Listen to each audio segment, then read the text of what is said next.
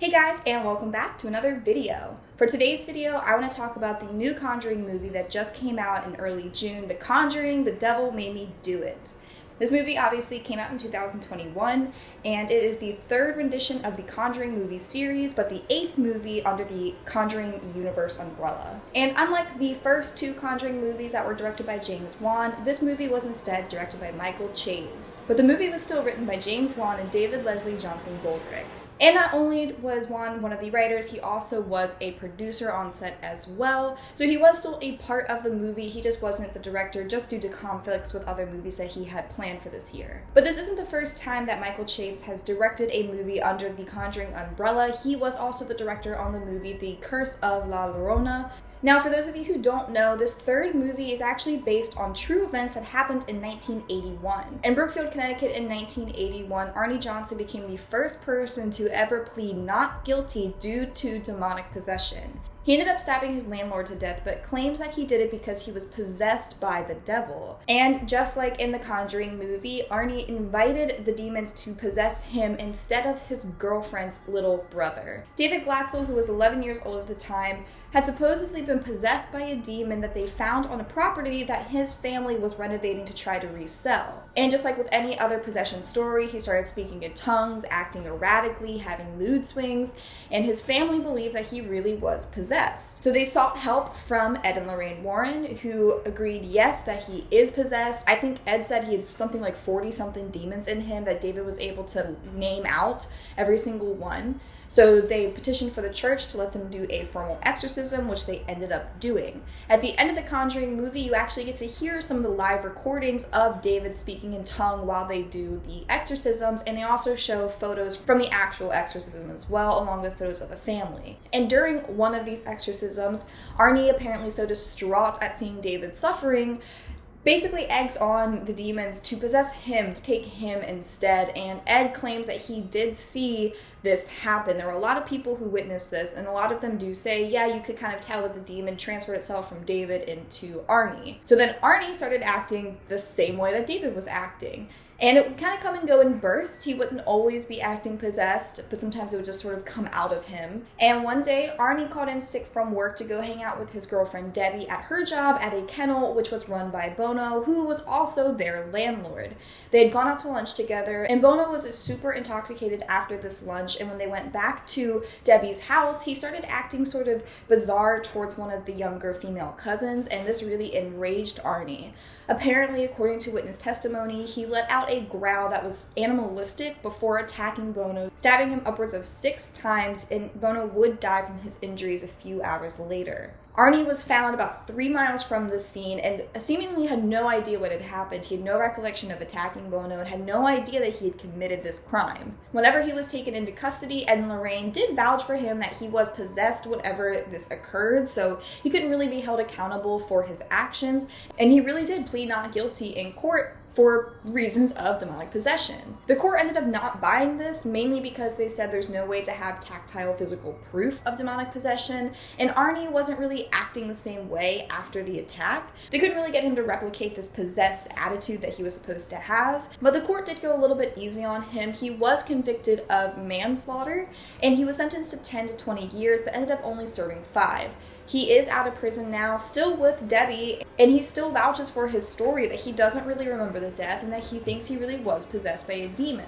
The only person in the Glatzel family who doesn't stick by this story is David's older brother, because he claims that David just had some mental illness and that Ed and Lorraine just sort of egged it on, and then his parents got involved, and he thinks the whole thing was just blown out of proportion and that Arnie kind of had a psychotic break. So in the Conjuring movie, we do get the same story of the Glatzel family. It opens up on them performing this exorcism on David, and we see Arnie begging the demon to take him instead, which they happily abide by, and Arnie becomes possessed. While it's not his landlord in the movie that he murders, he does end up stabbing and killing one of his close friends and is found walking down the street covered in blood. And when he's confronted by the police, he simply says, I think I hurt somebody. He really doesn't remember any of what had just occurred. And yes, in the movie, he also pleads not guilty due to demonic possession, and Ed and Lorraine then make it their duty to help come up with the evidence to prove that Arnie is actually possessed, and also they want to kind of break this curse. That way Arnie can be released and he doesn't do any more damage to himself or others. Now, the trailers for this movie are a little bit misleading compared to what the movie actually consists of. They really played up the angle of this is based on true events,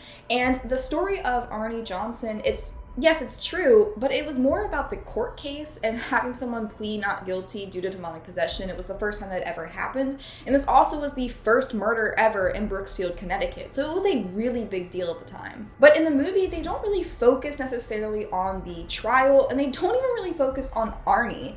It's more about Ed and Lorraine trying to find the root cause of this curse. While I understand that the Conjuring movies are supposed to be about Ed and Lorraine because they were just huge paranormal investigators that have tons and tons of stories that you can make money off of, this one for sure felt the most focused on them, and it was the least interesting to me. We got to see a lot more of how Ed and Lorraine work, kind of like in the background, I guess you could say. The first two Conjuring movies are very, very standard haunted house movies where they come in, the house is possessed, they do a bunch of stuff, and then the house is okay and everyone's safe. This one was more about sort of finding the root cause to a certain evil that they found.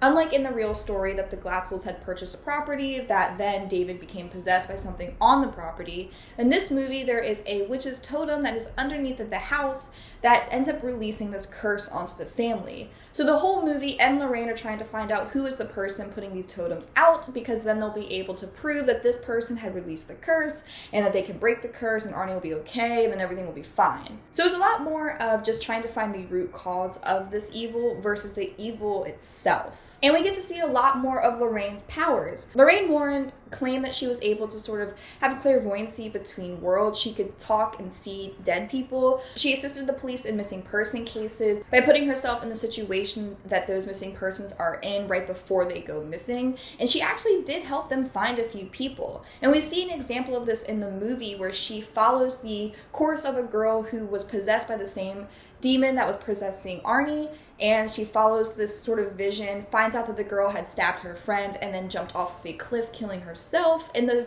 are able to discover the girl's body. So it was fun and interesting to get to see that angle of the Warrens. It's something they haven't really explored too much within these Conjuring movies, but personally it felt more like a love story to me than it did like a horror movie.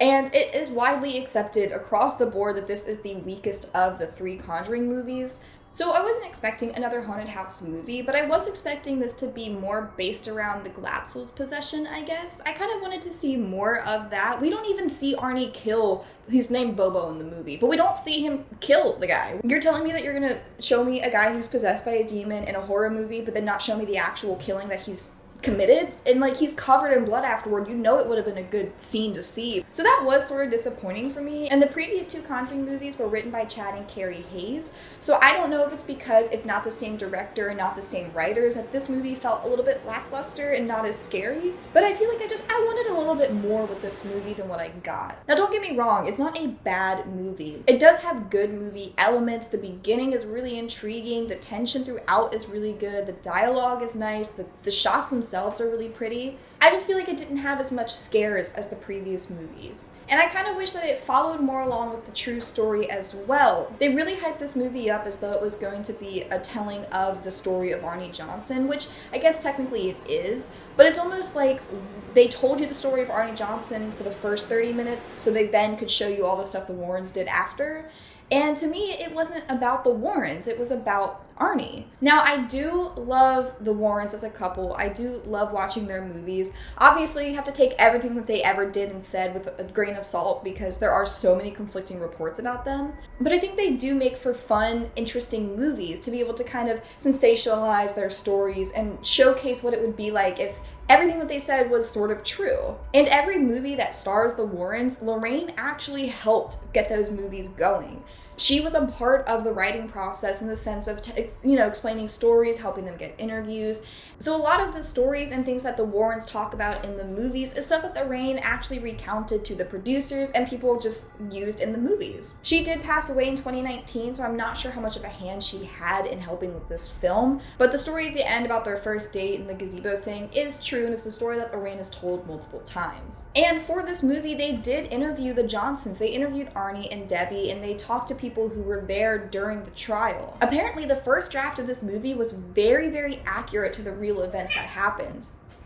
But apparently after the first draft was completed, certain liberties were taken and stories from the Warrens' case files were then added in. So it's again a case of this movie is based on true events, but how much of what's being shown in the film is actually true? If you read the real trial of Arnie Johnson, it's very different from how they showcase it in the film. And that's why a lot of people were sort of upset with this movie, because it advertised itself as though it was going to be sort of an accurate representation of Arnie Johnson and even show the courtroom drama. That was hugely successful in The Exorcism of Emily Rose, where they show her parents and the priest on trial for the exorcisms they performed.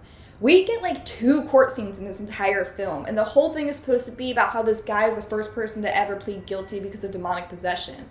But we don't really get to see any of that. And while you don't want to remake something like The Exorcism of Emily Rose, where it's the courtroom drama with kind of flashbacks of what happened, I feel like they could have at least had one really good, dramatic, intense scene in the courtroom. But we don't really get to see any of that. This movie really feels more like a romantic drama with like horror elements than a horror movie. You get the story between Debbie and Arnie. Debbie did marry Arnie while he was in prison for those 5 years, but you get to see that like, I believe you, Arnie, and she like sticks by her man kind of thing. And then Ed and Lorraine are out here trying to find the totem, and Ed gets possessed and Lorraine's like, remember our love, and he remembers love, and the demon can't.